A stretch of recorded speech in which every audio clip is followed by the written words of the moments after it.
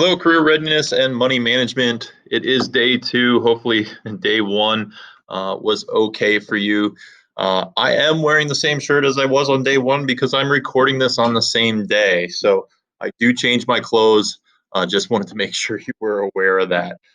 Today, just wanted to go over virtual expectations, classroom expectations, and the code of conduct, which is located on your Google Classroom. Okay. If we go to classwork and we talk about important handouts, you can see our code of conduct there and our course syllabus is there. The big thing I want to hit right now, though, is the virtual classroom expectations.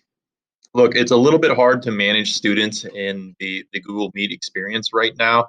Um, One of the things that's going to make this difficult is if everybody's kind of doing their own thing. So uh, if we have a Google Meet and a lot of students are in there, the one thing I ask is that everyone is muted and stays muted till they have a question. If they have a question, sometimes it's better to put it in the chat instead of trying to interrupt. It's just the Google Meet makes it difficult to hear who's talking and to see who has a question. So at first, if there's a lot of people in there, there is a chat feature on Google Meet, and we can show that on the first day when I'm in the Google Meet. If you don't know how to use that, you can come in the afternoon and ask those questions. So just be respectful of everybody. Don't put anything in the chat that you shouldn't do. When class is over, I would appreciate it if everyone would get out of there and go to their next class.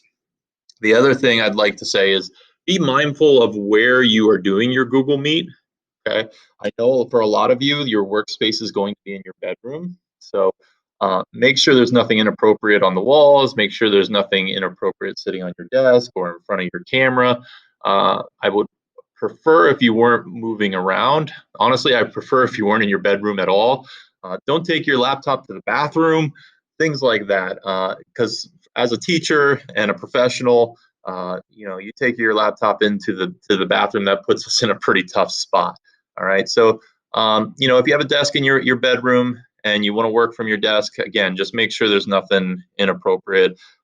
Last thing I want to do is have to talk to my principal about something you did in your bedroom on a Google Meet. All right. So if you could, if it's possible to do a kitchen table, if it's possible to do a desk somewhere outside, or even be outside, I'm fine with all that. I just kind of wanted to lay that out. The Google Meet is just like a classroom. We're there to respect each other. We're there to work with each other. Um, I know my wife had some issues with some kids bullying each other in a chat room. Look, it's going to be difficult the way it is already. Let's try and get along and make sure this goes well. So those are kind of the Google Meet expectations. Remember, the Google Meet link is in your classroom right at the top. So that'll be active. I can shut that down too. So if you don't see it sometimes, I might have shut it off. But again, in the afternoon, it'll be there and you can come in and we can have a chat about what those expectations are for that time period. Okay. In here is our code of conduct for when you are in school. And some of these do apply for when you're out of school too. When we're in school here, the big thing, we have a new electronic hall pass that you can either use your phone for or your laptop. I would suggest using your laptop because we would like to keep the laptop here. And so you scan it when you go to the bathroom, leave your laptop there and then scan it on your return. That way we can keep a track of where you are and what's going on. Late to class. In the first week, it's going to be a little different because we are dismissing half the class at one time and half the class at another time. So just be responsible and get to your classes in a reasonable manner.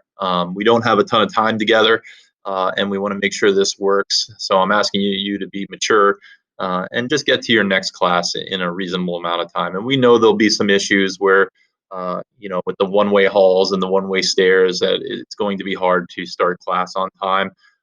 But again, we're asking you to be responsible. The big thing I have here. And again, I will probably be a little bit more lenient on this for the first couple weeks till we get in the groove of things. My late policy, look, I give you typically plenty of time for you guys to work on your coursework in class, and I don't plan on changing that.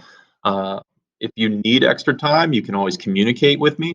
I'm pretty laid back when it comes to you communicating with me. So if something happens in your life and you're like, hey, Mr. Kistler, I just couldn't get to it, I'll be willing to extend a due date for you. But if you show up to me on the day it's due or 3 days after it's due and ask for forgiveness, that I'm not as willing to do. All right. Be honest, communicate with me. Make sure when you are supposed to be working, you are working. The big thing with these virtual days is to make sure you are getting up and doing some work and getting that done as if you were in class. And if you're a fast worker and you get through your work for the day, that's great. But again, I would love for you guys to check in the afternoon and just let me know how you're moving on projects and assignments and things like that. Okay.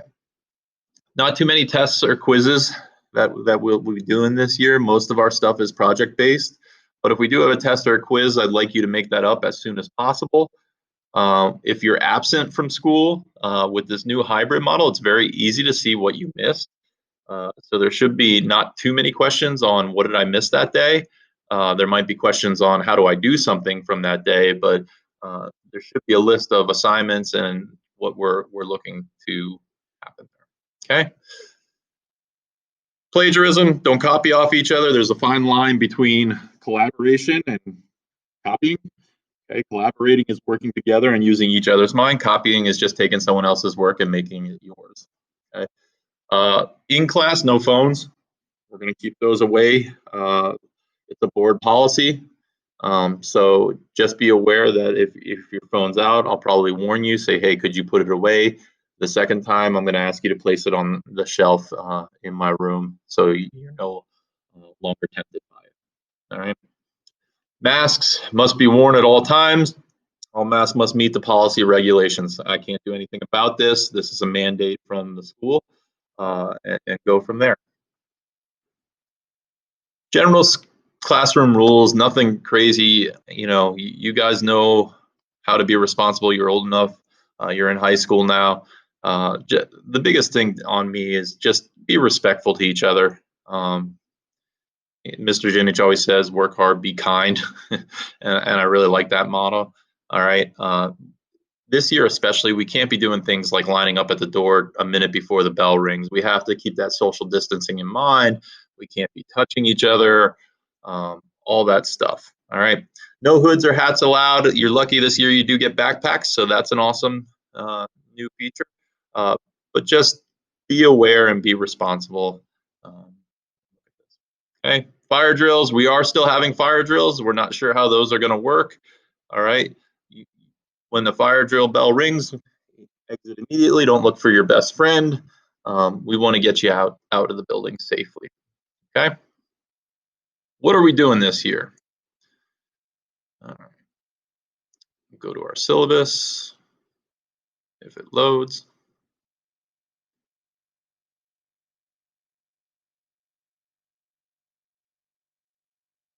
Okay.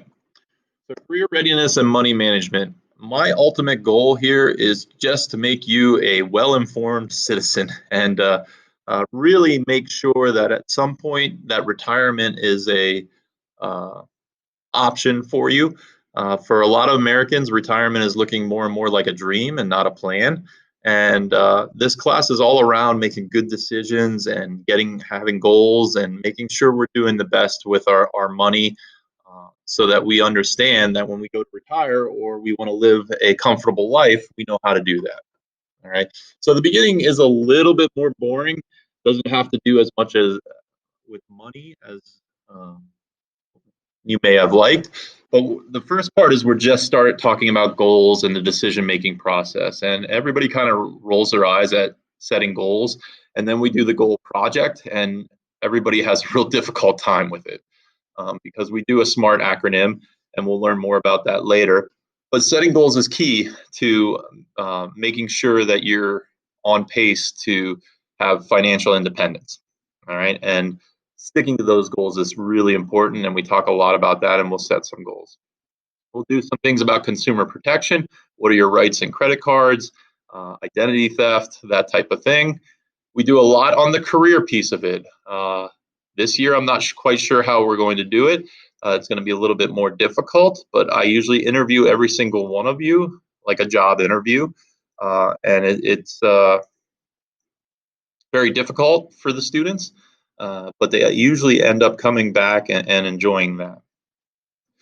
Well, then after that, that usually takes us to about Thanksgiving. Then we start getting into the money, and we start talking about taxes and where all your money goes, and the different kinds of taxes, and understanding what it looks to look at a payroll stub and say, oh, are they taking the right amount of taxes? My old job before I was a teacher, we had some issues with the payroll department, and they weren't taking the right amount of taxes out.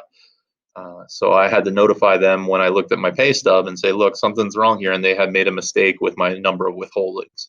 So it's good to know that stuff so that you don't get hit with either a tax bill or you're getting all your money.